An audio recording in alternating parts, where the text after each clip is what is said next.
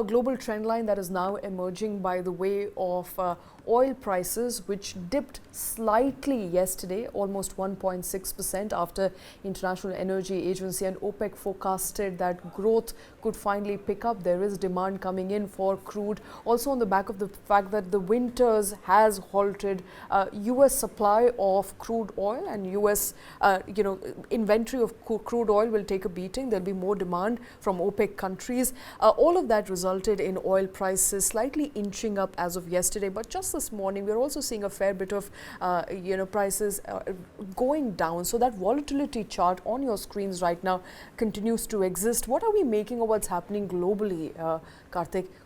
Tensions in Middle East that are now fast spreading to other countries as well, with Pakistan and Iran now in fray, possibility of a war there, as well as the global demand that just doesn't seem to pick up. No recovery from China. Data points not very conducive of what's going to happen as far as demand is concerned. Look, Shweta, I think, there is no doubt that right now the entire world is looking at the Middle East or West Asia, as it is referred to, depending on where you're looking at it from. And those those conflict zones are obviously playing havoc, at least in the estimation of how economies could continue to rise or stabilize, as the case may be.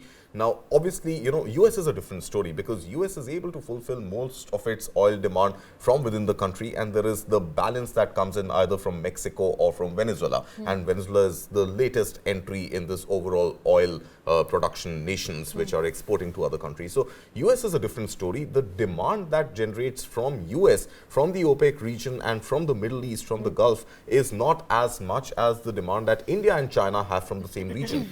India also has been able to safeguard itself a little bit from the volatility in the OPEC region because of the oil that we import from Russia.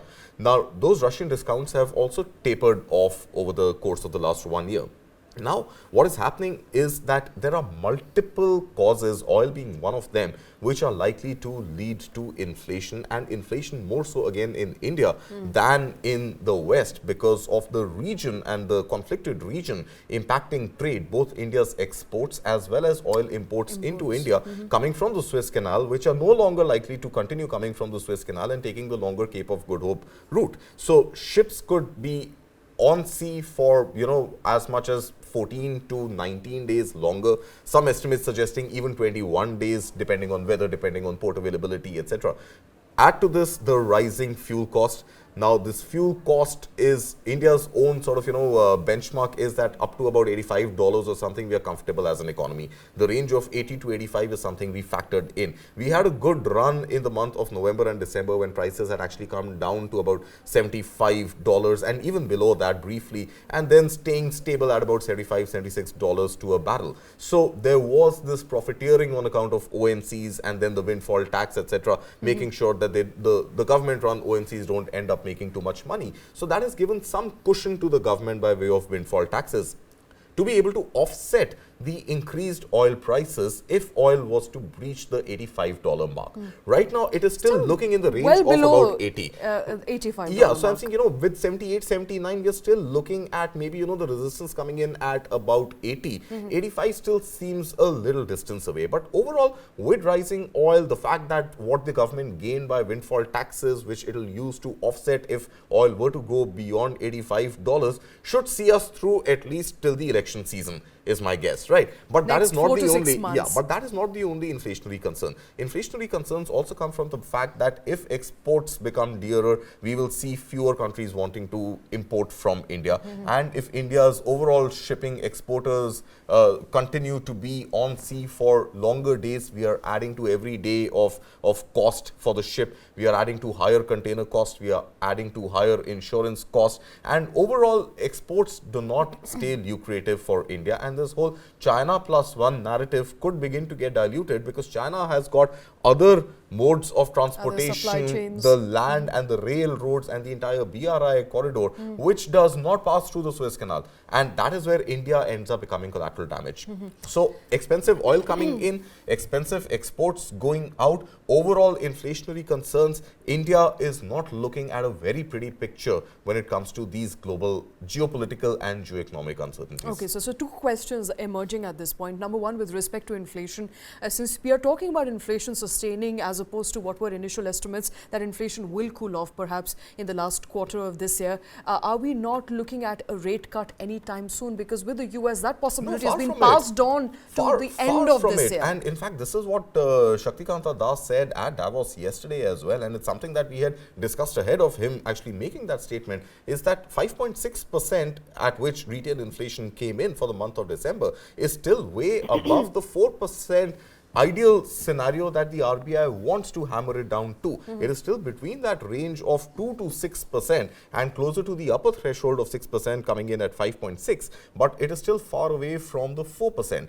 And it does not need to just come down to 4%. It needs to come down to 4% and stick with that 4% mark before we can imagine any sort of rate cut. So rate cuts definitely not on the anvil. And that is something that RBI governor has also stated categorically, saying that even if there is this pressure from US, and not that US Fed is going to reduce rates anytime soon, but overall if there is this buoyancy in markets in anticipation ahead of the RBI of a rate cut, then those are just castles in air, and rate cut is not going to happen soon. And my second question to that regard, and this perhaps concerns most of our viewers, are we looking at oil prices going up or down? What sort of trajectory are you expecting? Because in December, last week of December, there were talks that perhaps government will cut excise duty. Yes. Those conversations faded away once oil minister came on record suggesting that is not going to happen anytime soon. In fact, you know, there could be something happening towards election, which is now just around the corner in the month of February or March. Are you looking at prices going up or down? So that's a very important question. I think let's spend a minute addressing that. So what happened was that earlier this week, there was a statement from the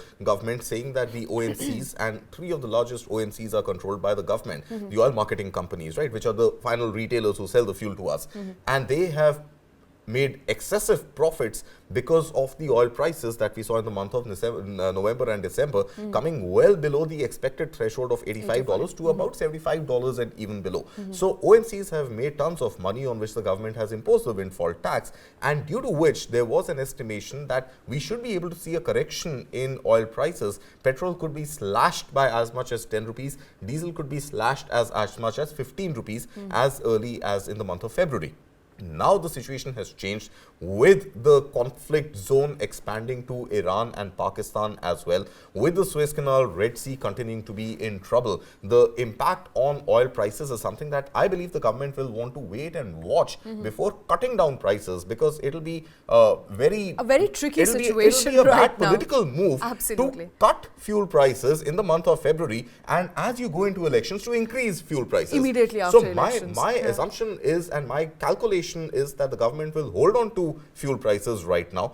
Let the oil marketing companies make profit. Let the country get windfall taxes by way of that. Don't tinker with retail level oil prices. Wait for prices globally to stabilize before taking a rate cut decision. But a hike in fuel prices in election year seems like a bad idea. Very unlikely. No, perhaps knee-jerk reaction expected anytime soon. There could be one. We never know with the government. Remember, this is election season, so you never know if the oil prices, despite global worries, may just come down in India in the month of February. Those were the expectations in the month of December. That did not happen. But as we come closer to elections, it is getting very difficult for India to cut prices, as global crude oil prices continue to see an upward momentum in the past couple of days.